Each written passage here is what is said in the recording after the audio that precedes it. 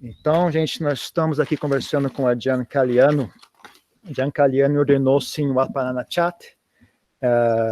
Quando a Ajahn Chah ainda estava vivo, apesar de que a Ajahn Chah naquela época já não estava mais conversando, né, já estava de cama, então ele nunca teve oportunidade muito de estudar com a Ajahn Chah, mas ele ainda se ordenou a tempo de encontrar a Ajahn Chah ainda vivo, e ficou em Wapananachat durante algum tempo, depois se juntou a Ajahn Anan, em Mapjan, talvez tenha sido o primeiro estrangeiro a ir morar com a Ajahn Anan, ficou lá muitos anos.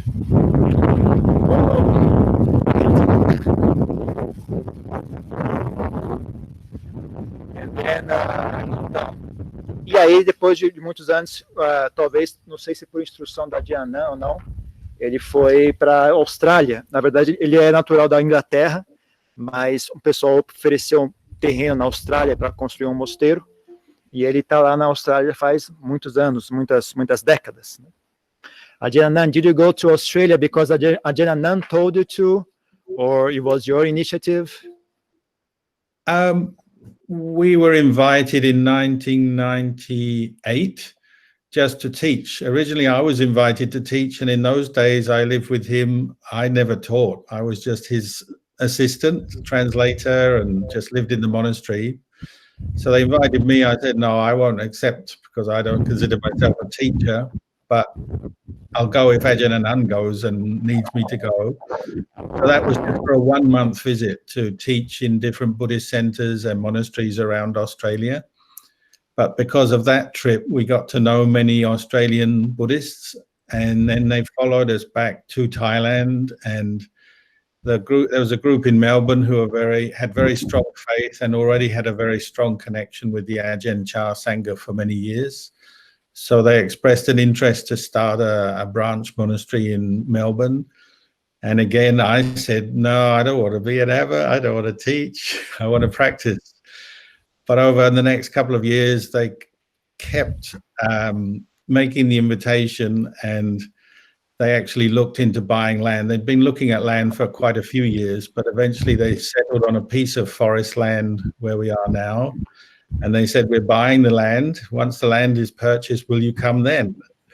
So we said, well, maybe come and have a look, temporarily come and have a look, see what it's like, because I personally had no connection with Australia other than that one trip with Luang Por Anan. So I came over with Venerable Anando, who's now at Jetavana in USA. And we came and said, well, we'll try it for a year. And there was, where we came to, there was forest, but there was no facilities, accommodation, infrastructure, nothing. It was just for forest. So we had to rent a little cabin, and then we had to start making plans with the local government to ask permission to build a monastery. And it was going okay, but there was a next door to the forest that had been offered already was another property with forest, but also a vineyard where they grew grapes and made wine. And that already had a little house, a road, electricity, water. And so we just thought maybe that would be a way we could start a monastery a bit easier than just with virgin forest with no infrastructure, no road, no nothing. So the owner was about 70 years old. So we walked in one day, literally just walked in from our piece of forest when he was having his Sunday lunch, and he invited us in. We'd met him briefly a few times, but he invited us in to join his Sunday lunch, which I had to decline, but I sat there and had a drink. He gave me a drink, and then we just asked him if he'd want to sell his property. And surprisingly, he said yes. And so during his Sunday lunch, he pulled out an envelope, and on the back of the envelope, he totaled up the cost of the house, the land, the grapevines, the wine store, and all the things associated with a winery, a vineyard. And he just passed it across the table to our president, Jeffrey. And so we quickly said, yes, we'll buy. And so we bought the vineyard next to the forest. So we ended up with 2 properties. And from then it was much easier to develop the monastery where we are now. And of course, once you buy another piece of land, then it's like you can't just run away. So I had to stay. Venerable Anando helped for the first few years, and then gradually other monks came from overseas, from Wat Nanachat, from Amravati, and then we started getting locals interested as well. So we've had quite a few monks ordain over the years, and some of them are still around. Many of them didn't last, as is the way with Buddhist monasticism. It's not an easy life, and here we are today. And the place where the sala is now, is it the old land or the new land? The second lot? It's the second lot, because it already had a road and electricity and things. So we've built our main buildings on this, the second lot of land, but all the kutis are in the first lot.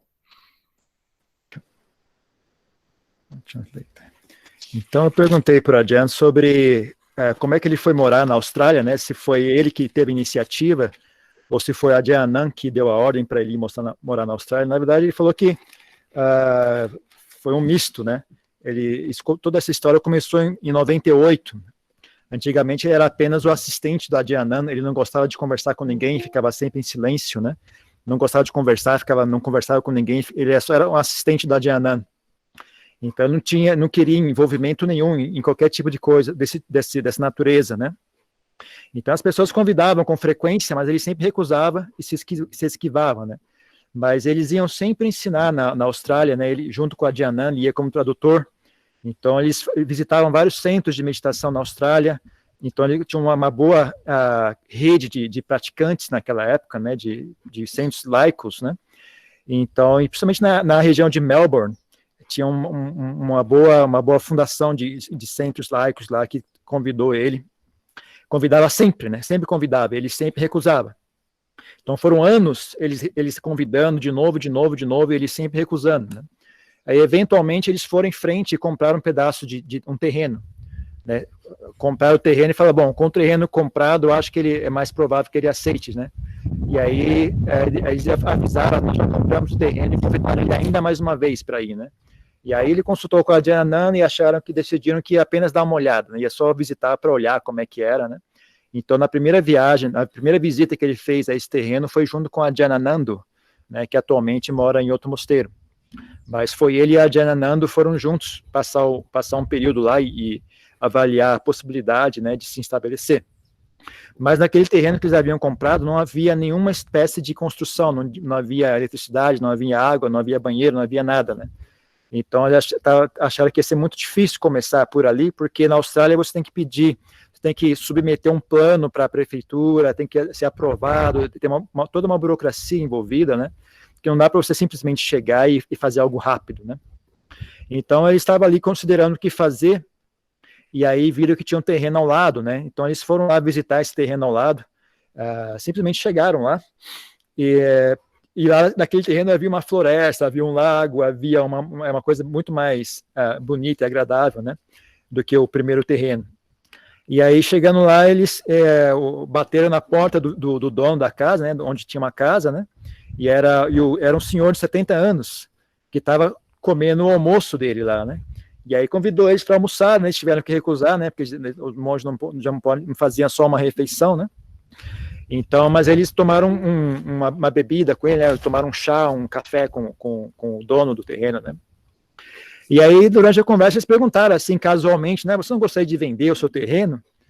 O senhor de 70 anos falou na hora, sim, e puxou um envelope onde já tinha todos os documentos, tudo com a avaliação de preço, a metragem do terreno, tá tudo certinho. Ele simplesmente passou o envelope com todos os documentos para o presidente da Associação Budista, né, que estava ali junto, e aí ele olhou os documentos e combinou na hora, e foi feita ali, na hora, a venda. Assim que eles perguntaram se ele queria vender, ele falou que sim. Eles olharam o documento e aceitaram na hora. Então foi bem auspicioso, assim, foi uma coisa muito surpreendente, né? Então eles acabaram, no final das contas, com 2 terrenos, né? Um onde já tinha uma casa e alguma coisa, eletricidade e água, né? E outro terreno vazio. Então, mas esse terreno inicial eles puderam então se mudar para aquela casa, né? E de lá organizar e planejar a construção do mosteiro, né? Então, no começo, a Ajahn Anando foi quem mais ajudou ele, né? Mas, eventualmente, outros monges vindo da Tailândia, vindo da Inglaterra, de outras filiais do Wat Pah Pong vieram ajudar, e mais para frente, então, pessoas da região começaram a se interessar em tornar-se monges. Alguns persistem até hoje, mas a maioria desistiu da vida monástica, que é algo muito comum, né, entre as pessoas que se tornam monges, né, e estão lá até hoje, né. Aí eu perguntei para ele se a sala de meditação atual, o salão principal atualmente, está naquele primeiro terreno original, ou ele está no segundo terreno que eles compraram em seguida. Ele falou que não, o salão de meditação está nesse segundo terreno, onde já havia infraestrutura, né. O que está no terreno original são as cabanas monásticas, todas estão naquele primeiro terreno original que eles haviam comprado. Então, aí eu vou abrir para perguntas. Venerable, do you have any questions to Ajahn? No? Os leigos que estão aqui querem fazer alguma pergunta? Então, as pessoas que quiserem fazer perguntas, ou escreve no chat, ou então liga o microfone e faz a pergunta. Então, está aberto para quem quiser fazer perguntas, fique à vontade.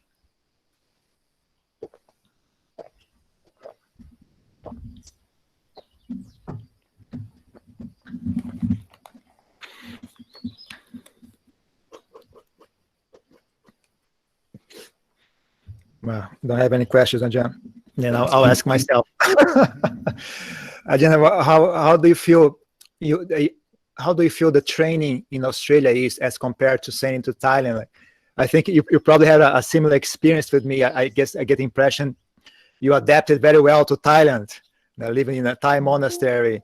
And I know that for me at present, I just imagine training in Thailand. I think every time somebody asks me about ordaining, I say, no, go to Thailand. Don't stay here, go to Thailand.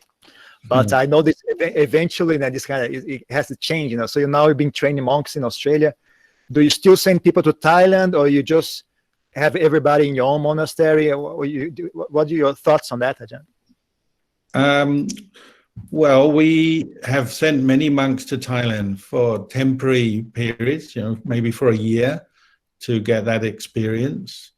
Now we have a second monastery. We've got a new monastery, Bodhipala Monastery in Adelaide, which is 800 kilometers away. So even though it's the next big city, it's a long way away. So we've got more choice now. Monks can, when they want to change or try something new, they can go to the other monastery or still go to Thailand. But one thing I find is that even though the training, it doesn't change from Thailand to here, it's the same Vinaya rules, the same meditation techniques, the same qualities of the Dhamma, the same Eightfold Noble Path, that doesn't change wherever you go. But the society is different. Thailand, as you know, is a Buddhist society, Buddhist culture. So people know what monks are, they know what Buddhism is, they see a Buddha statue, they're very happy. They see a monk, they're very happy. There's a lot of respect and interest in Buddhism and material support. Whereas when you come to the West or a non-Buddhist country, the training is the same, the teachings are the same, but the society surrounding you is not the same. It's a non-Buddhist culture. So you lose a lot of supports that you get in Thailand or any other Buddhist culture. You lose that because in a non-Buddhist country, the culture tends to be much more dispersed. You don't get large groups of people who understand the Buddhist teachings and are interested in them. Doesn't mean to say they're hostile to them, but they just don't know. They don't know about Buddhism. And that's one of your jobs in Brazil, is to show people how a Buddhist monastery works and what you teach, what you practice, and to, you do your best to teach people, but you're like a tiny little dot in the middle of millions of people in Brazil. So sometimes you probably have to be a little bit honest and just say, well, we can do this much in Brazil, because you're just one group of monks in Brazil, in one small monastery, one small corner of Brazil. And it's the same in Australia. We have our monastery, which is well supported and a beautiful place, but we're just one tiny corner of Australia. And actually, Australia, Buddhism is a very fastly growing religion, and there's lots of Buddhists, as far as material support goes, we're well supported and there's a lot of interest. But still, it's a non-Buddhist country. So as soon as you leave the monastery as a monk, you encounter people who don't know what you're doing, don't understand the monk's life, the purpose of it. They don't understand the Buddhist teachings. You encounter that all the time. So you have to be a little bit patient with your own practice, because people you meet often don't understand what you're doing. So that's the main difference with Thailand is the practice is the same, but the surrounding society and culture is different.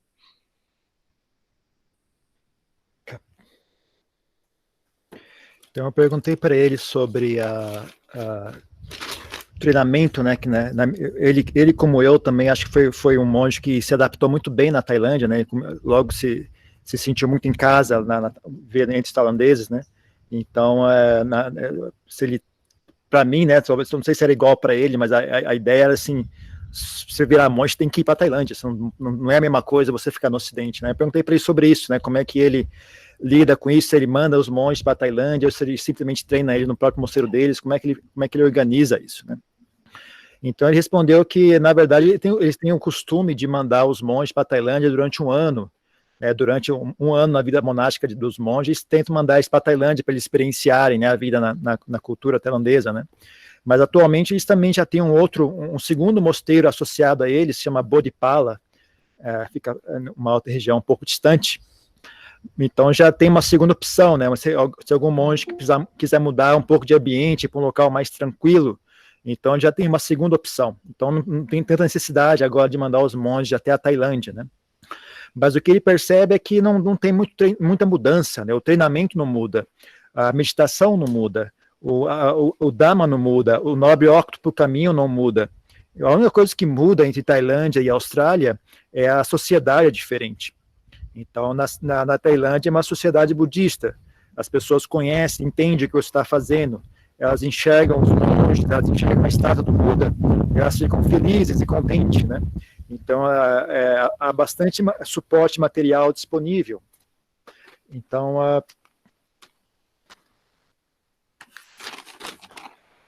já no Ocidente, o treinamento é o mesmo, né? A meditação é a mesma. A sociedade é diferente, não é uma sociedade budista, né? Então você muitas vezes perde um pouco, né, dessa enorme quantidade.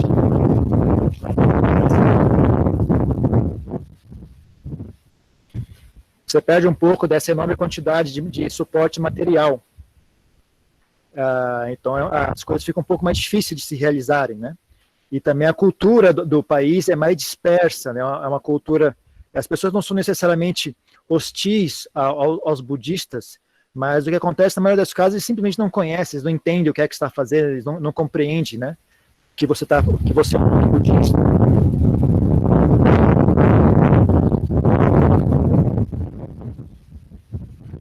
Que você é um monge budista. Então esse é justamente o nosso trabalho, né? Esse também se referiu a mim, né? É o seu trabalho aí no Brasil, mostrar às pessoas, né? Explicar para elas, né? Explicar para elas o que é um mosteiro, né? Demonstrar para elas como é que funciona o mosteiro, porque você é apenas um pequeno ponto, né? Ainda mais no seu caso, né? Que você é um país como o Brasil, que são milhões e milhões de pessoas, né? Você é apenas um pequeno ponto, né? Nesse enorme país, né? Então, às vezes, você tem que simplesmente ser honesto com as pessoas e dizer, olha, que nós temos, dá para fazer esse tanto. Nós temos esse tanto para oferecer, né? E aqui nós temos, né? O que é que a gente consegue oferecer para as pessoas que querem tornar-se monge, né? Nós também estamos aqui um pequeno canto na Austrália, né? Mas, de qualquer forma, o budismo na Austrália está crescendo continuamente, está crescendo de maneira rápida, e a quantidade de interesse nos ensinamentos budistas tem se desenvolvido, né? Então, você tem que entender que quando a gente sai do mosteiro, né, mas ainda assim, né, apesar de haver muito interesse,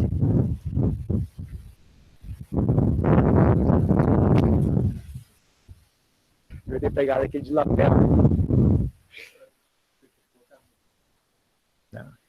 Então, mas ainda assim, apesar de ter tanto interesse, quando a gente sai do mosteiro, as pessoas não têm compreensão, né, de que você é um monge, e então você tem que ter um pouco de paciência em interagir com as pessoas. Então, essa é a diferença básica, né, entre o treinamento na Austrália e o treinamento na Tailândia.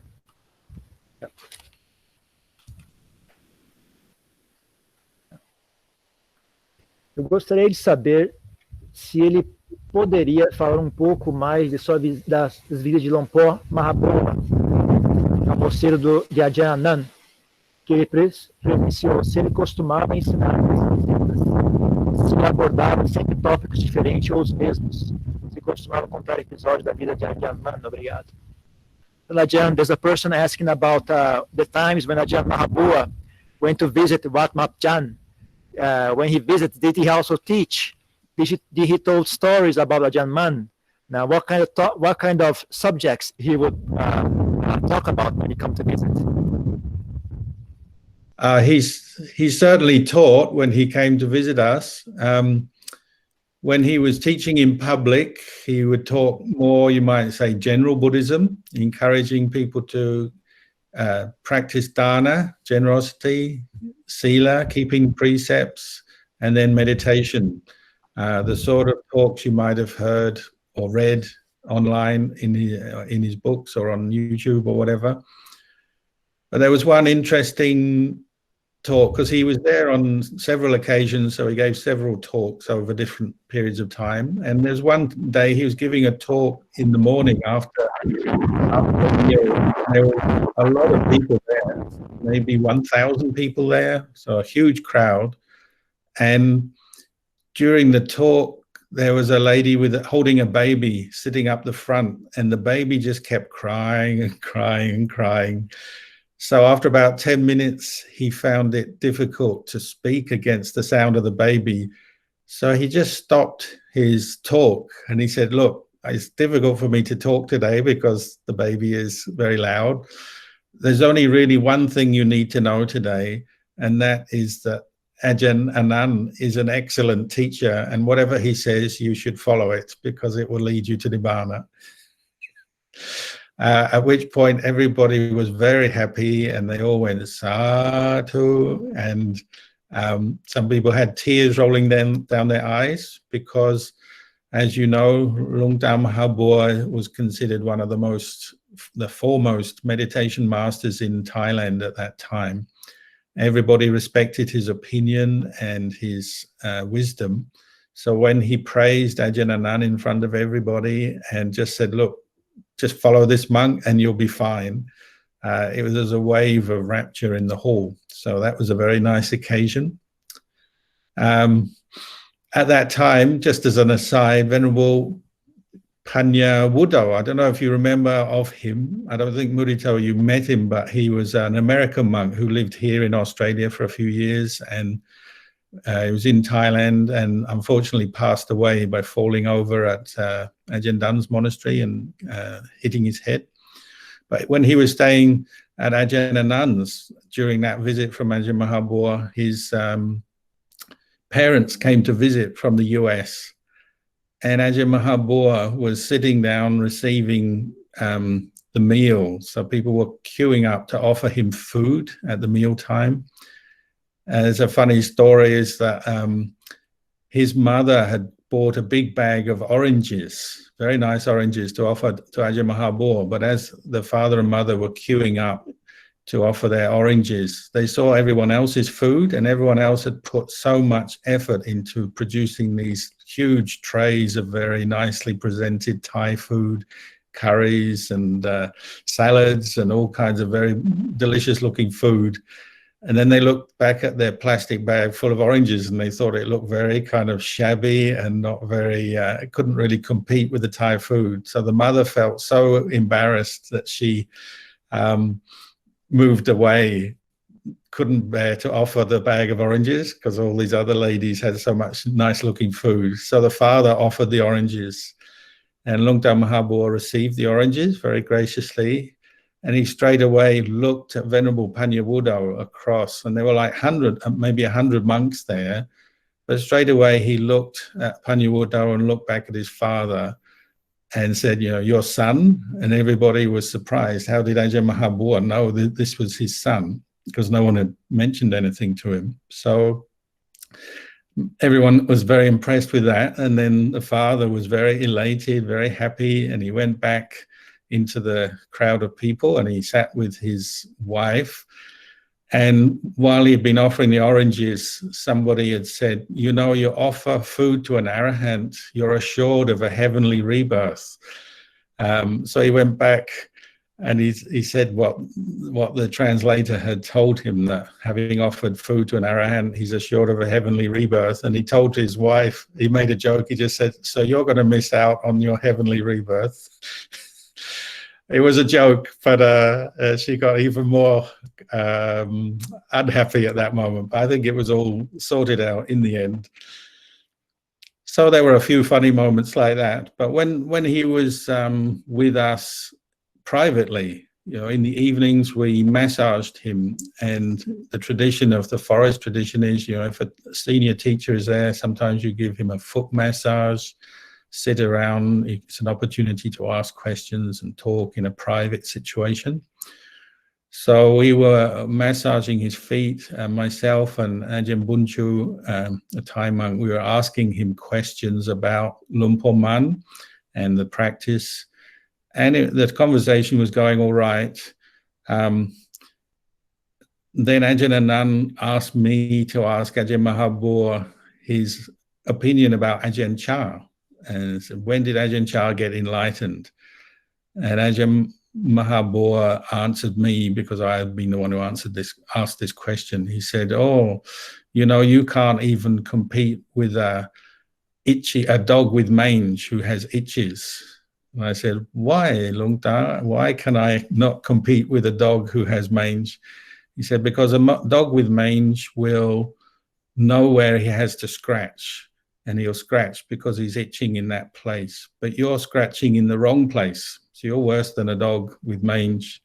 So I said, why am I worse than a dog with mange? And he said, well, you're asking me this question. I'm not the one to answer this question. As we chant in the morning chanting, Pachatang Veditabo Vinyuhi, the wise know for themselves. So it's not for one monk to comment on another monk, really. So that was a slightly different story from the one he gave to the lay people about Ajahn Anan. This time he wasn't going to open up and say when Ajahn Chah was enlightened. But having said this, then we said, well, we're just asking you questions because we want to get the Dhamma from you, Luang Ta. So then at that point, he sat up and he gave a talk all about the night of his enlightenment at Wat Doi Dhammachetti. I don't know if you know the story. He was staying up on that mountain monastery, walking Jongkrom at about 11 o'clock at night. And he just talked about his enlightenment experience. And that this is a long time before some of the tapes and books came out about that, which you now can get. You can read the books about the night he became enlightened. But at that time, he hadn't said that. So everybody was very happy because there's a lot of monks there in the room to hear this talk about his own practice from start to finish. And then one of the monks said, what does an arahant do then? Because he had announced he's pretty much an arahant. So that someone said, what does an arahant do after they've become enlightened? And he said, well, I just spent the rest of the night from 11 p.m. until 5 a.m. dawn, when it's time for alms round. I just spent the rest of the night bowing to the Buddha out of gratitude to the Buddha for having taught this path that leads a human being out of suffering all the way to enlightenment. So that was a very nice thing to hear. And he gave us many other teachings, talked about, he said, the work of a monk is walking and sitting meditation. And he really emphasized that, as a monk living in the forest, you have that chance to do a lot of meditation. And in the world, it's very difficult to do that because of commitments to family, work, and so on. So that while you're in the forest, really use that chance to practice and further your practice, because it's such a rare opportunity to follow the Buddha's path to enlightenment.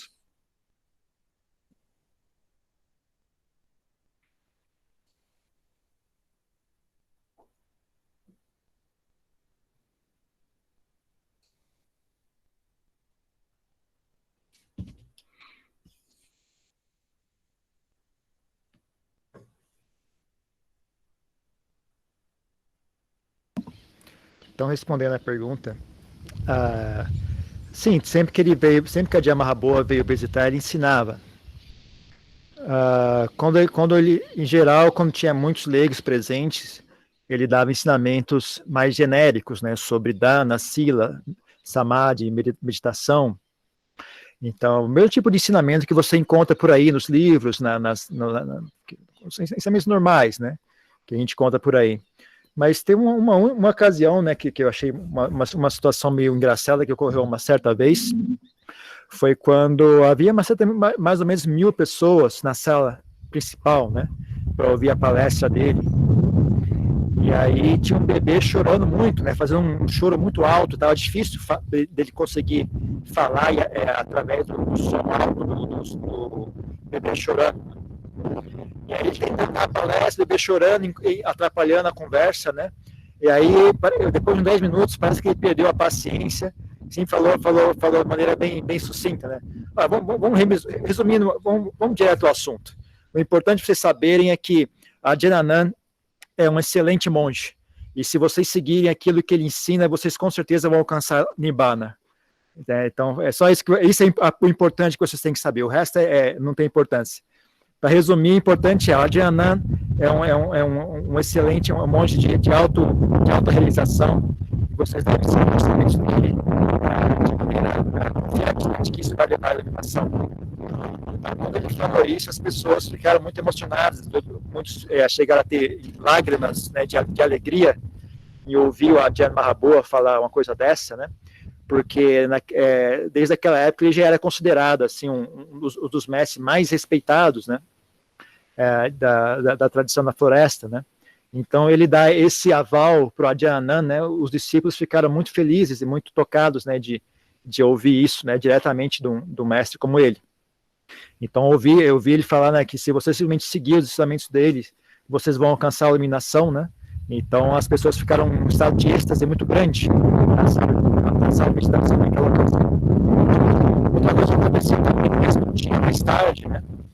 Havia um monge americano que o Ajahn Mudita também deve ter conhecido ele, né, Ajahn Panyavudo, que eventualmente faleceu, né, teve um acidente e acabou morrendo. Mas naquela época ele estava lá também, no Atmapjan, e aí os pais dele estavam visitando da América, né? E aí, na hora da refeição, eles vieram oferecer um saco de como é que chama aqueles, o suco de laranja em caixinha, né? Então eles viram as pessoas oferecendo comida para Ajahn Mahaboa, eles também entraram na fila que eles queriam oferecer esse suco de laranja para Ajahn Mahaboa, né? Mas aí, enquanto eles estavam na fila esperando a oportunidade de chegar perto para oferecer a comida, né? A mãe do Ajahn Panyavudo começou a reparar ao redor, né, ver que as pessoas estavam todas trazendo uma comida muito refinada, umas travessas cheias de comida boa, assim, umas comidas todas requintadas, né, para oferecer. Ela acabando ficando com vergonha, né, de que ela tinha só um saco de suco de laranja para oferecer, né, ficou com vergonha e saiu da fila, deixou o marido dela lá para oferecer o suco de laranja e ficou com vergonha e saiu da fila, né. Aí o marido foi em frente e ofereceu o suco de laranja. Mas assim que ele chegou perto do Ajahn Mahaboa, o Ajahn Mahaboa olhou para o Panyavudo, né? E imediatamente soube, né, esse é seu filho, né? Perguntou para ele, esse é seu filho, né? E aí o pai dele ficou muito surpreso, porque haviam vários monges estrangeiros ali, né? Como é que ele sabia exatamente de quem era o filho daquela pessoa, aquele estrangeiro que estava ali oferecendo? Como é que ele sabia, entre aqueles diversos monges estrangeiros, como é que ele soube, né, que era exatamente o Panyavudo, que era o filho dele, né?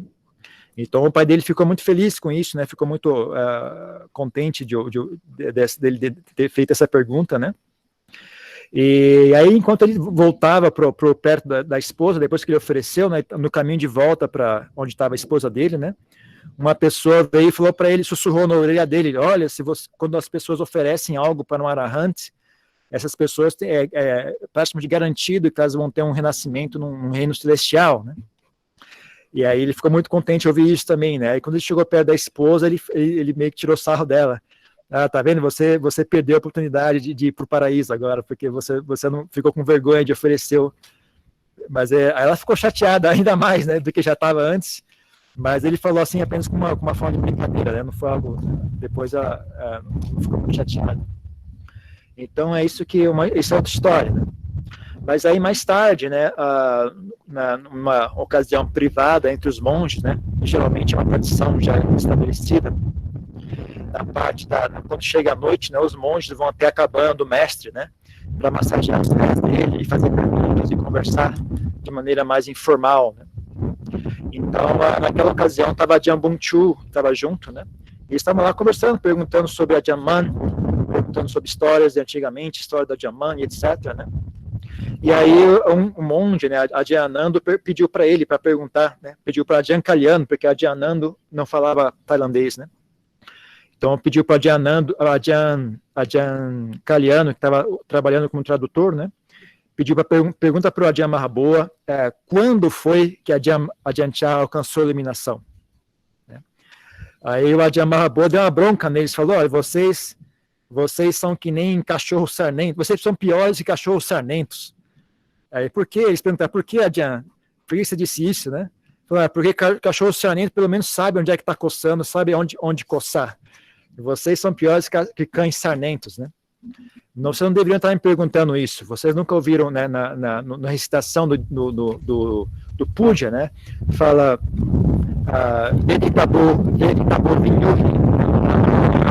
conhecido por si só, pelos sábios, né? Então, isso não é algo para você, não é apropriado vocês quererem que eu fique respondendo sobre a prática de Ajahn Chah, né? Mas então você vê que nesse caso ele deu uma resposta bem diferente, né? Quando ele falou sobre Ajahn Nanda, ele foi bem direto mas quando quiseram perguntar sobre Ajahn Chah, ele preferiu não responder. Mas aí a gente né, se desculpou, né? Acho que ele ficou ofendido como a pergunta foi feita, né? Então a gente se desculpou para ele, falar, não, Ajahn, na verdade a gente só queria perguntar para você, perguntamos isso só porque a gente queria ouvir o Dharma, né? Os seus ensinamentos do Dharma, né? Quando a gente falou isso, ele se sentou de maneira ereta, né? E começou a contar para nós sobre o dia em que ele alcançou a iluminação. Né? Então vocês já devem ter ouvido a história, né? Que ele alcançou a iluminação, o Wat-doi Tamachedi, que ele passou a noite praticando meditação até umas 10 horas da noite, né? E sentou para meditar. Então, naquela época, não era uma coisa muito conhecida essa história. Né? Eram poucas as pessoas que tinham ouvido essa história, ainda não tinha sido impressa em livros, em gravações como é hoje, né? Então, ouvir essa história para nós foi algo muito surpreendente e uma ocasião muito feliz para nós, ter a oportunidade de ouvir isso pessoalmente vindo dele, né? Então, ele contou toda a história até o momento que ele alcançou a iluminação, né? E aí, quando ele terminou a história, um dos monges que estavam presentes perguntou, né? E tendo alcançado a iluminação, né? O que é que um arahante faz após alcançar a iluminação? Então, ele respondeu, né? Eu passei, depois de alcançar a iluminação, eu fiquei das 11 horas da noite até as 5 horas da manhã, prestando reverência ao Buda, ao Dhamma e à Sangha, sem parar, né? Em gratidão, né? Sentindo, porque a gratidão pelo ensinamento que ele deixou, ensinamento que leva ao caminho para a iluminação, né? Em gratidão e reverência ao Buda. Eu fiquei das 11 da noite até as 5 da manhã me prostrando reverência, sem parar. Né? Então, em seguida ele falou, né, que o trabalho de um monge é sentar e caminhar em meditação. É só isso que é o verdadeiro trabalho de um monge. Você tendo se ordenado monge, né, você vive na floresta, então você tem uma oportunidade fantástica de se dedicar à prática do Dharma.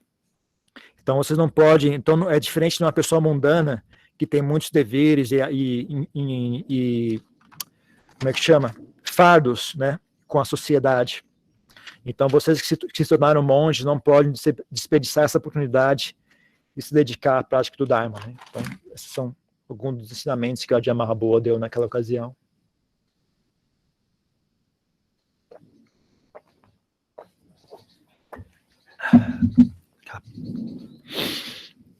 Gostaria de saber quais atividades eles fazem para engajar mais a comunidade laica a participar em atividades, doações de tempo e recursos. Então, Ajahn, she's asking what kind of activities, what kind of strategies you have to engage the lay community more in helping up with donations and helping up with work in the monastery. Strategies. We've never gone in here for sort of direct requesting donations. I've always taken my teacher's advice to heart, like Luang Por Chah, Luang Por Liam, Luang Por Anand. They always say, if you practice well, the support will come. And when we say practice well, we mean try to follow the Vinaya, the training, as I say, as a monk, and try to bring the Dhamma into your heart and let go of your kilesas, your mental kilesas. And that applies to the laity. The laity don't keep the Vinaya on the same level as the monks, but they have the 5 precepts, 8 precepts. And maintaining that faith in the Buddha, practicing the precepts, practicing meditation regularly. Hopefully over time people start to see the value of this practice for changing your life, becoming a better person. Once people see that, then they want to support the monastery because they see that it's a place that can really change people for the better and good things come out of a monastery. And then the material support is not hard because people value it. So they see the monastery as synonymous, the same as the practice. The more we practice, the more we want to have a place of practice that is suitable. And so we make the effort to raise donations and make offerings and build the place. And as we build the monastery on the outside, then on the inside, our heart improves and changes for the better as well. So they kind of go hand in hand. Each person's personal practice, whether it's Sangha or laity, and then the material building of the monastery, they go together. And you don't need to worry about where the donations will come from and where the support will come from. Buddhist monks need very little. 1 meal a day and a robe and a small roof over their head is quite enough. So then once you set aside the worries about where the money will come from, where the people will come from, you just set that aside and get on with your practice. You find you get more peaceful, your heart is happier, and those things will come anyway. The people, the donations, they'll come forward anyway, and you don't have to worry about them.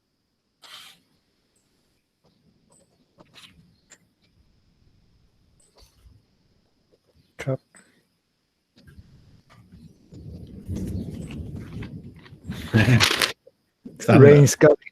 Thunder.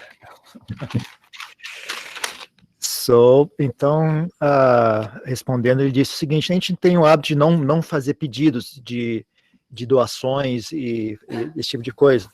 Seguindo os ensinamentos dos nossos mestres, né, Ajahn Chah, Luang Por Liam, Luang Por Anand, o que eles sempre dizem é que você tem que praticar, você tem que ter uma boa prática do Dharma. A prática, nesse caso, significa, né, a prática de Vinaya e trazer o Dharma ao seu coração. Então, isso também se aplica aos leigos que frequentam, né? Os leigos não têm a regra de Vinaya para seguir, mas eles seguem os 5 preceitos, seguem os 8 preceitos. Então, eles têm fé, tendo fé no ensinamento do Buda, a gente se dedica à prática, né? E quando as pessoas praticam, né, elas começam a enxergar o valor, né, dos ensinamentos, né? Então elas naturalmente começam a oferecer suporte para o mosteiro, né? Porque eles enxergam, né, o valor do mosteiro como um local que transforma as pessoas para melhor, né? Ajuda as pessoas a ficarem melhores, né? Então não é difícil, né, de enxergar o valor naquilo que elas estão fazendo, né? Então elas naturalmente sentem vontade de ajudar, né? Então o importante quanto mais elas praticam, né, quanto mais se dedicam à prática, mais elas sentem vontade de ajudar a construir um local de prática, né, para que elas mesmas possam se beneficiar e praticar naquele local. Então, e elas também compreendem, né, que quanto mais o esforço de construir esses edifícios, né, de maneira exterior, também vai vai junto com o trabalho de construir a sua prática interior, né? Então, se nós nos dedicarmos com afinco à prática do Dharma, então esses recursos exteriores, essas construções todas, tudo isso vem de maneira natural, né? Sem ter que ficar se preocupando muito com o assunto. E aí é curioso, porque se você não se preocupa com obter suporte material,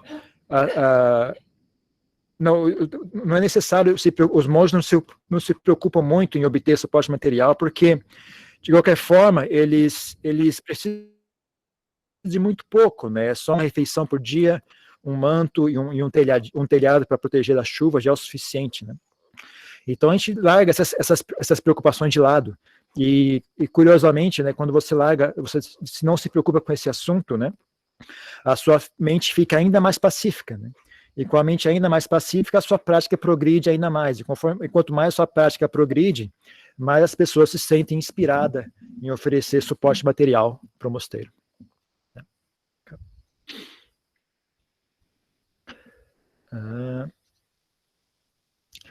Com a pandemia, tivemos muitos desafios durante 2020. O senhor poderia falar como ficou a situação no mosteiro? O que o senhor tem a dizer sobre como lidar com situações de extrema incerteza, ansiedade?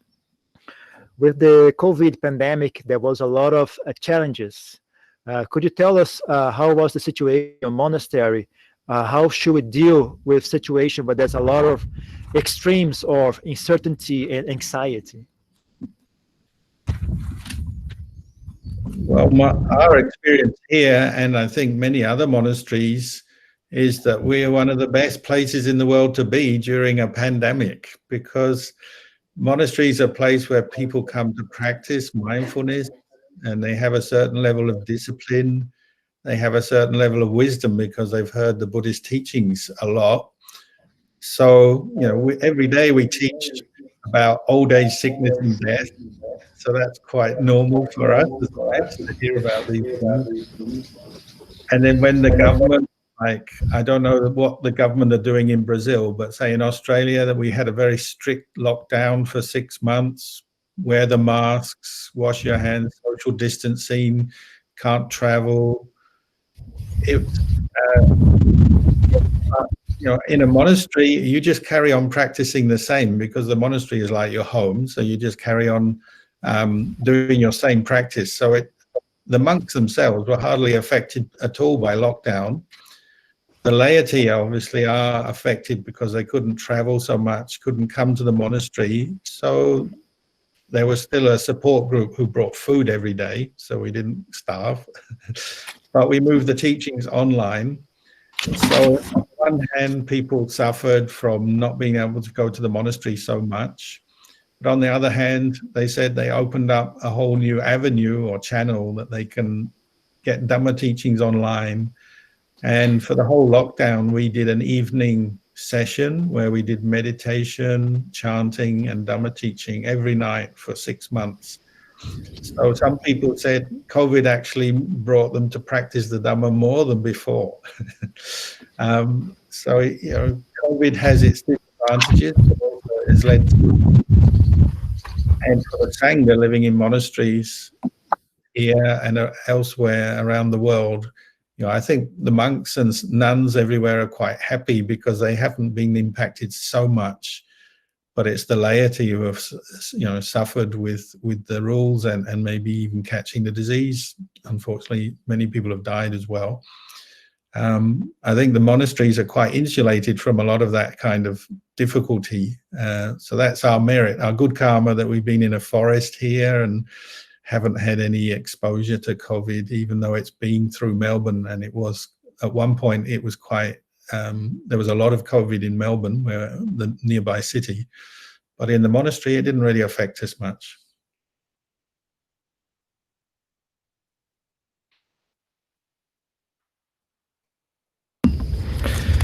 Então, na verdade, o mosteiro é o melhor local para se estar, né, durante uma situação como essa, né? Porque o mosteiro é um local onde as pessoas praticam sati, praticam disciplina, desenvolvem sabedoria, né, através dos ensinamentos do Buda. Então a gente ensina todos os dias, né? Todo dia está ouvindo ensinamentos sobre velhice, doença e morte, então não é nenhuma surpresa, não tem nada que surpreendente acontecendo, né? Com relação ao governo aqui, né, eu não sei como é que foi aí no Brasil, mas aqui o governo teve um lockdown, como é que chama lockdown? Lockdown, o pessoal entende? Teve um lockdown de bastante estrito, né? Então o pessoal foi realmente obrigado a usar máscara, não tinha que lavar as mãos, não podia viajar, foi bem rigoroso aqui o lockdown. Mas a rotina do mosteiro continua a mesma de sempre, né? Para os monges não mudou nada, né? Não afetou nossa rotina de forma alguma. Mas já os leigos foi bem diferente, né? Eles não puderam mais vir ao mosteiro, né? Então a rotina deles mudou bastante. Mas ainda assim havia um grupo, digamos, estabelecido de pessoas, né? Que recebeu a tarefa de trazer comida aos monges, né? Então a gente não passou fome. E então a gente começou a transmitir os ensinamentos através da internet, né? Então muitas pessoas, na verdade, tiveram a opinião de que com o Covid, a oportunidade que eles tinham para ter contato com os ensinamentos aumentou ainda mais, né? Então, por exemplo, a gente começou a transmitir a nossa púdia vespertina, né, e matinal todos os dias pela internet.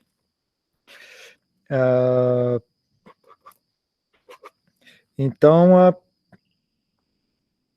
aqui, né, aqui em outros mosteiros através do mundo, né, na verdade foi uma época bastante feliz para os monges e monjas, né, porque para eles ficou ainda mais pacífico o mosteiro, né.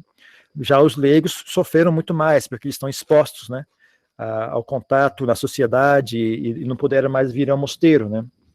O mosteiro é muito abençoado nisso, porque é um local que fica isolado da sociedade, né? Então não teve casos de pessoas contaminadas vindo, etc. Né? Então é um bom karma nosso, né? Que a gente vive na floresta e não estamos expostos, né, às demais pessoas da sociedade. Porque a cidade aqui de Melbourne, que é a cidade grande mais próxima, né? Teve muitos casos, né? Durante uma certa época foi bastante séria a situação aqui perto, mas nós aqui não sofremos nada com essa situação.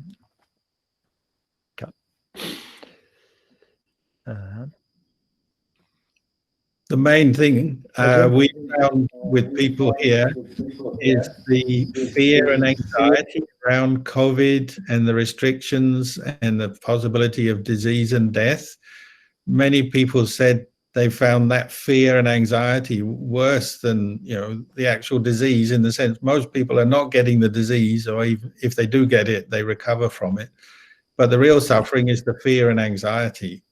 And so a lot of people have appreciated meditation, the teachings on mindfulness, learning to watch your mind, let go of unwholesome mental states, developing the more skillful mental states of kindness, compassion, wisdom. They found that a vital help to get through the pandemic. So some people have found it's actually brought their faith in the Buddhist teachings up more strongly than before, just because they were forced to practice. And sometimes suffering is like that. It makes you practice, and it makes you value the teachings, value the practice more.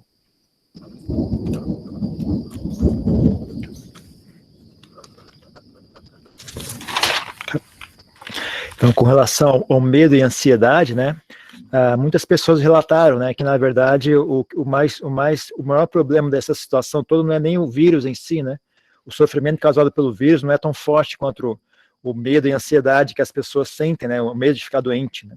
Mesmo as pessoas que ficaram doentes, a maioria se recuperou, né, mas o real sofrimento vem desse medo e ansiedade, dessa situação toda. Então, mas aí muitas pessoas sentiram, né, que justamente isso foi um bom motivador para elas se dedicar ainda mais à prática de meditação, dedicar ainda mais ao desenvolver sati, aprender a observar a própria mente, né? Aprender a abandonar estados mentais negativos, desenvolver estados mentais positivos, desenvolver bondade, desenvolver compaixão, desenvolver sabedoria. Então, muitas pessoas relataram, né, que, na verdade, com toda essa situação, eles tiveram ainda mais fé nos ensinamentos budistas, porque todo esse sofrimento acabou forçando eles a praticar, se dedicar mais firmemente ao Dharma. Então, essa é realmente uma característica do sofrimento. Às vezes é assim que as coisas funcionam. Às vezes ele presta um serviço muito grande, né, às pessoas. A Ajahn Kalyana poderia contar um pouco sobre o seu processo evolutivo na meditação? Então, Ajahn, could you tell us a little bit about your evolution in the process of your own meditation?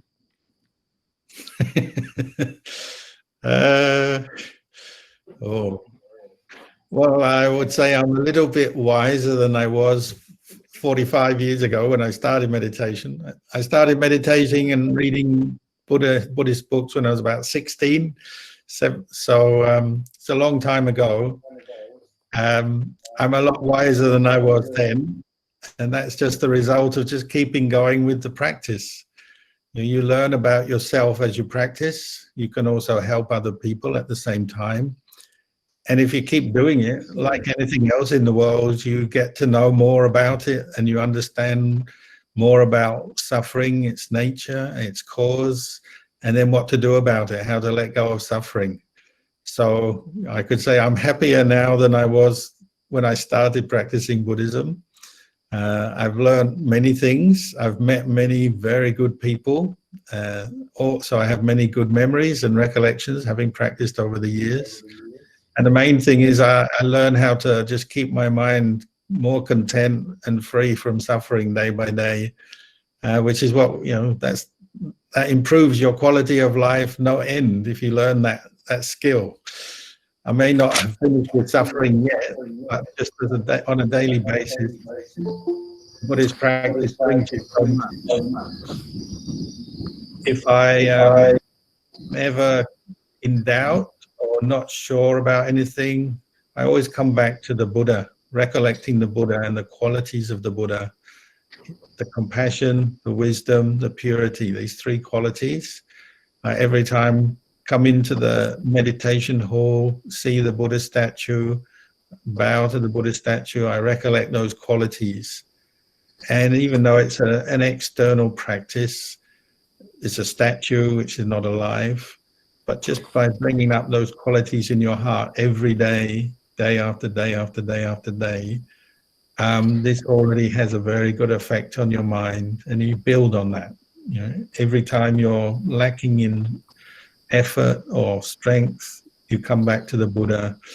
Anytime you're suffering, you're angry or you're afraid or you're caught into some greedy desire, you can come back to the Buddha and you get strength to practice to bring up the mindfulness and let go of that kilesa.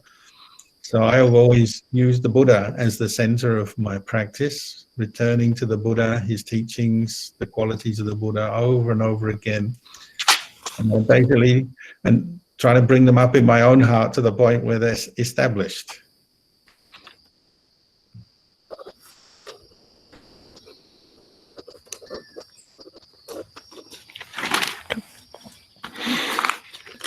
Então ele respondeu que, bom, eu acho que eu devo ter ficado um pouquinho mais sábio do que eu era antigamente, né? Desde que quando eu comecei a praticar meditação, há 45 anos atrás, eu acho que eu tenho a sensação que eu fiquei um pouquinho mais sábio, né? Eu comecei a praticar com 16 anos, muito tempo atrás. Então eu sinto que eu ganhei um pouco de sabedoria durante esse tempo todo, depois de todo esse tempo, né? Mas isso é um resultado que vem da prática, né? De insistir em praticar com frequência, em insistir na prática, né? E aí, com o tempo você vai ficando mais sábio, aprendendo o tipo de coisa que beneficia a si mesmo, o tipo de coisa que beneficia aos outros, né? E você vai aprendendo a conhecer o sofrimento, aprendendo a largar o sofrimento, a abandonar o sofrimento, né? E vai ficando cada vez mais feliz, né? Eu sinto que hoje eu sou uma pessoa muito mais feliz do que eu era antigamente. Eu sinto que eu aprendi muitas coisas interessantes sobre mim mesmo, conheci muitas pessoas fantásticas, né? Muitas pessoas importantes, pessoas interessantes, e me sinto muito mais contente, eu sinto uma sensação de liberdade interior muito diferente do que era antigamente, né? Então isso, a prática diária do budismo traz esse benefício, né, para para a sua vida cotidiana, né? Então, traz muito benefício para você, algo realmente enriquece muito a sua vida. Se alguma hora, algum momento fico em dúvida sobre algum assunto, me sinto desencorajado, né? Eu simplesmente tento me lembrar das qualidades do Buda, tento lembrar da qualidade da compaixão do Buda, da pureza da mente do Buda e de sua sabedoria, né? Essas 3 qualidades são o que eu sempre tento me relembrar, né? Sempre que eu vou na sala de meditação, eu presto reverência à imagem do Buda, eu procuro me lembrar dessas 3 qualidades do Buda, né? Da compaixão, pureza e sabedoria do Buda. Então, mesmo sendo uma coisa exterior, né? uma imagem exterior, um objeto material, né?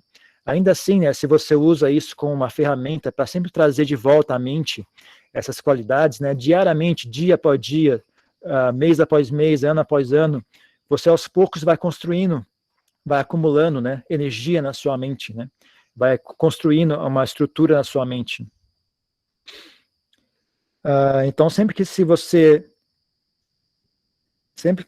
estiver se sentindo com medo, se sentindo com raiva, se sentindo confuso, né, então eu recomendo as pessoas sempre voltar para o Buda, né, lembrar-se do Buda, pensar nas qualidades do Buda, né, e aos poucos você vai aprendendo, então, a abandonar as quilesas mentais, vai aprendendo a desenvolver sati. Então, sempre volte para o Buda, né, volte para as qualidades do Buda.